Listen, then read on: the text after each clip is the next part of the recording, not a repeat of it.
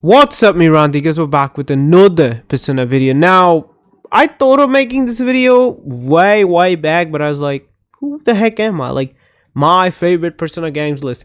But then I was like, you know what, at least try it. I might do a music video as well, like, not me singing or making music, like, favorite music and openings of songs in Persona. But this is my favorite Persona games. It's just that.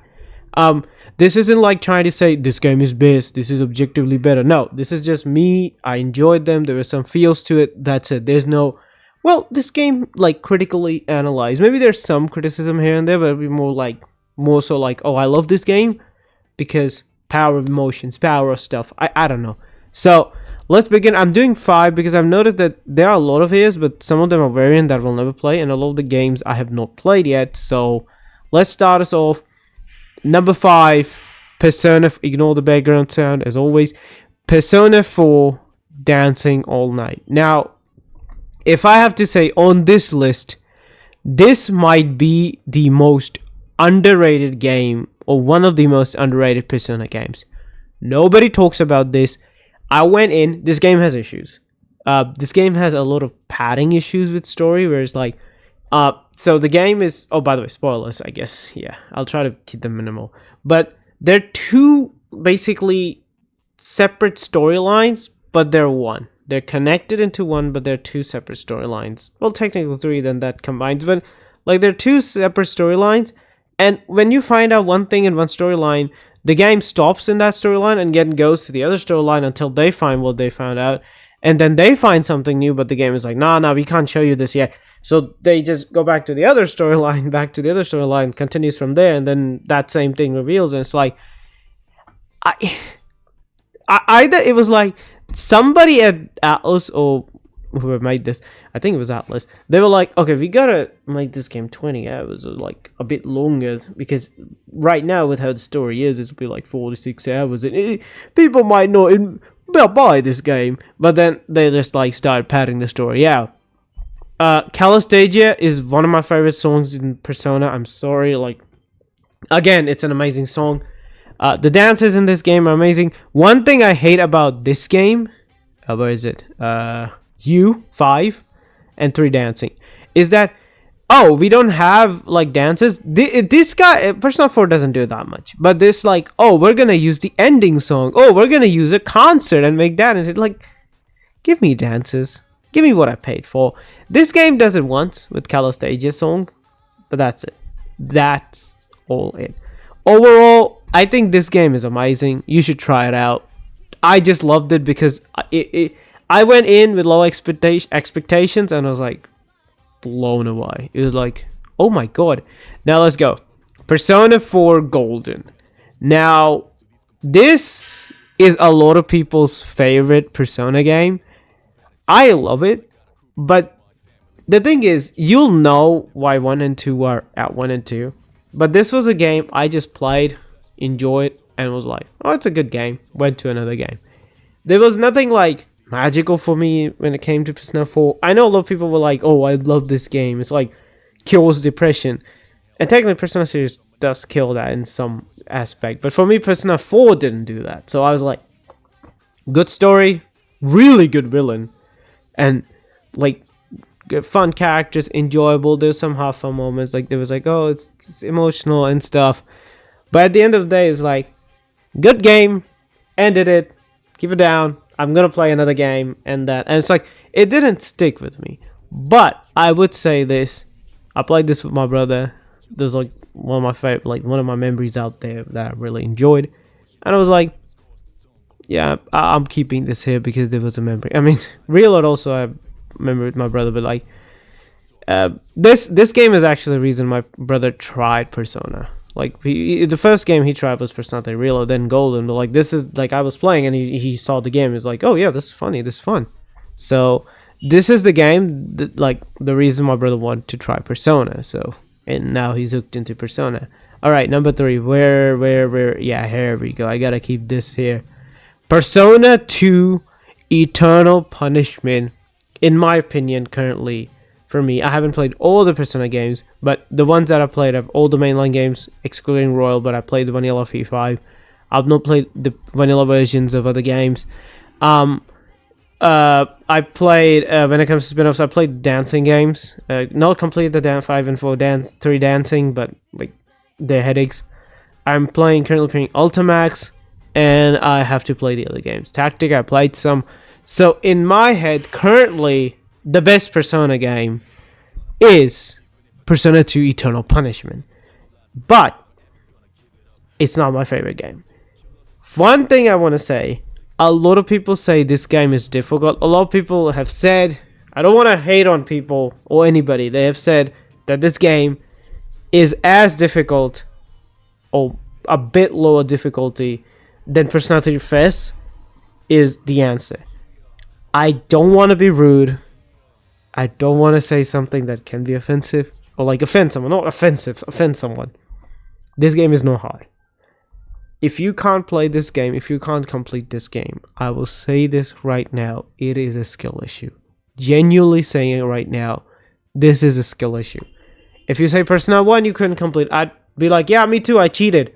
And because the game is unfair, I can list down multiple reasons as to why this game is just impossible. But this game is balanced. Like, this game makes you think. This game, does this game have issues? Yeah, like every other game. But is this game like impossible to beat or really, really hard? No. You can make one argument is that Persona 2 Eternal Innocent Sin on the PSP is so easy that you do not use the mechanics. And Eternal Punishment, because it's a sequel, like, kinda is like, you should know these mechanics, so it just puts the heavy hitters on you. Normally when you start a game, the game would be like slowly building you up until you reach until I feel like, okay, this guy have learned the mechanics a bit. He has defeated this boss, which is not that difficult, but is difficult enough that you should know the mechanics. Like, but Innocent Sin is too easy that you don't really, just don't really go for it. The mechanics in it. Eternal Punishment is like, oh yeah, you came from Innocent Sin, yeah, you should know about this. You just die. That's what Eternal Punishment is. But once you get the hang of it, it's not that hard, and it's not like it just kills you. Yeah, there are some times where the enemy will be like, oh yeah, crit, you're dead. But it's not like you're just dying every 2 seconds, unlike this game, Persona 1. But one thing is the characters, everything is, it's just to my heart, man. And Tatsuya has to go. Alright.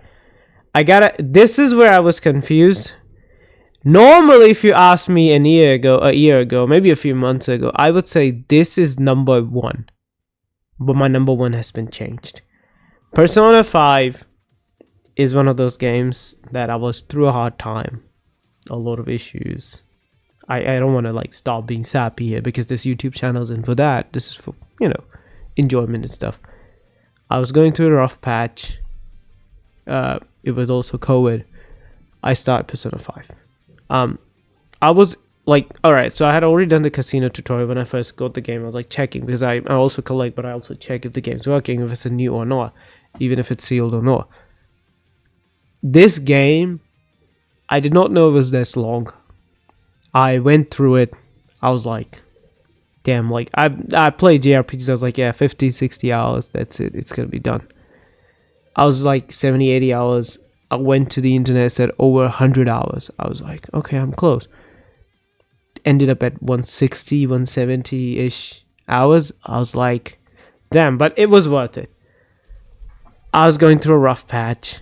This game was there for me. I know I have criticized Persona 5 a lot. I've also defended Persona 5 a lot. But at the end of the day, I would still always, like it maybe like in 10 years down the line, you will ask me, hey, what's your thoughts on Persona 5? I will still respect it as much as I do right now. Because this game has flaws. You can make the arguments, this game has the worst Persona story, this game has this. Sure. Some I'll agree with, some I won't. But at the end of the day, if you ask me, do you love Persona 5? I would sit down and say yes, because it was there for me when I was going through a rough time. It made me happy. It made me like not go through any sort of depression phase, because I wasn't, but like if it wasn't, I might have gone there. Who knows? This game was there for me. Honestly, I'm changing my pick again as I was talking about Persona 5. I want to keep Persona 5 at 1. Persona 3 first as 2. I was about to keep Persona 3 first at 2 because this is one of those games that I don't cry when I see like a lot of fiction, like media or consume media games or movies or TV shows. I don't watch that much TV shows, but like anime. Like, I don't cry because at the end of the day, I'm like, it's fiction. There are very few times I've cried. So it was surprising to me that this game made me cry not once, but 2 times. The videos are there, I have said, and maybe I'm not like tears aren't being shown or something, but this game made me cry 2 times. One was October 4th, or why I say 4th. One was October 4th, and the other was the Sun Arcana, Akinari. One game, I don't cry that easily, but one game made me cry 2 times, and I was like, that was like, I couldn't process that. That me, like, I don't want to say I'm like, oh, men don't cry, or power, no crying. Like, I do cry, like, obviously, everybody has those emotions. But when I look at these medias, like fiction, I go, at the end of the day, it's not real, so that mindset just doesn't make me cry. This game broke that mindset. Like, there was like a taboo in my head, and that taboo was broken. And one more thing, the answer is difficult, but it's not that difficult. It's mostly RNG difficulty, so it's not that difficult. Like, try it out for yourself, it's fun. You know what I'm gonna do? You know what? I gotta respect these 2 games. I'm keeping them together. Persona 3 Fest made me cry and was the first game I played on the channel. So I'm gonna do is I'm gonna keep a gap between these 3 and these 2. Because these 2 are special. These 3 were fun. These 2 are my special games. They both are number 1. There's no, like, I'm not changing on that. Alright, my Raandigars. Hope you enjoyed this video. Like, comment, subscribe, click on the bell. If you want to see more of these type of videos, then tell me in the comments. I might do a song and music one as well. Maybe do them separately or combine. Just tell me in the comments below if you want these type of videos. Consider subscribing. I'm trying to make this YouTube thing an actual thing. I'll see you guys next time with another Persona, Shin, Megami, Dragon Ball, Fairy Tail, whatever video. I'm looking to stop recording. Bye.